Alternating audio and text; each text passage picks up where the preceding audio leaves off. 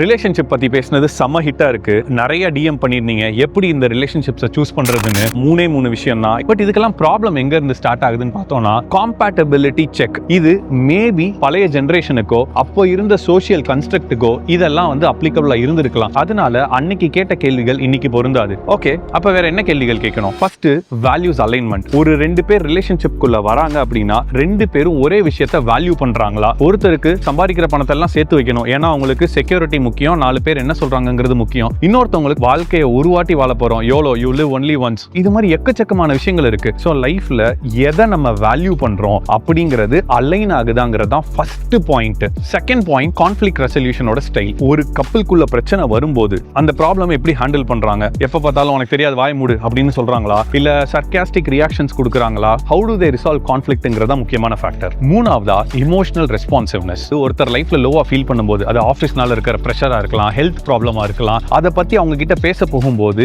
எனக்கு பேசுறதுக்கான ஸ்பேஸ் இருக்கா, என் பிரச்சனை இவங்களுக்கு புரியுமா, இது மாதிரி என்னோட லோ பாயிண்ட்ஸுக்கு எப்படி என் இமோஷனுக்கு ரெஸ்பாண்ட் பண்றாங்க அப்படிங்கிறது தான் emotional responsiveness. These are the top 3 factors நான் படிச்ச ரிசர்ச் படி. இந்த மாதிரி விஷயங்கள் எல்லாம் யூகேல செம தெளிவா இருக்காங்க. கம்பேட்டபிலிட்டிங்கிறது ஒரு செக்லிஸ்ட் கிடையாது, அது ஒரு கான்வர்சேஷன். அதை நம்ம பேசி நம்ம புரிஞ்சுக்கிட்டனாலே போதும். என்னைக்கு சரியான கேள்விகள் கேட்க தெரியுதோ அன்னைக்கு நமக்கு தேவையான பதில்கள் நமக்கு ஈஸியா கிடைக்கும். அடுத்த क्वेश्चन என்ன தெரியுமா வரும்? இதெல்லாம் ஓகே, பட் ஃபர்ஸ்ட் ஃபியூ கான்வர்சேஷன்ஸ்ல இதெல்லாம் எப்படி அசஸ் பண்றதுங்கிறது தான். அதை பத்தி அடுத்த வீடியோல பேசுவோம்.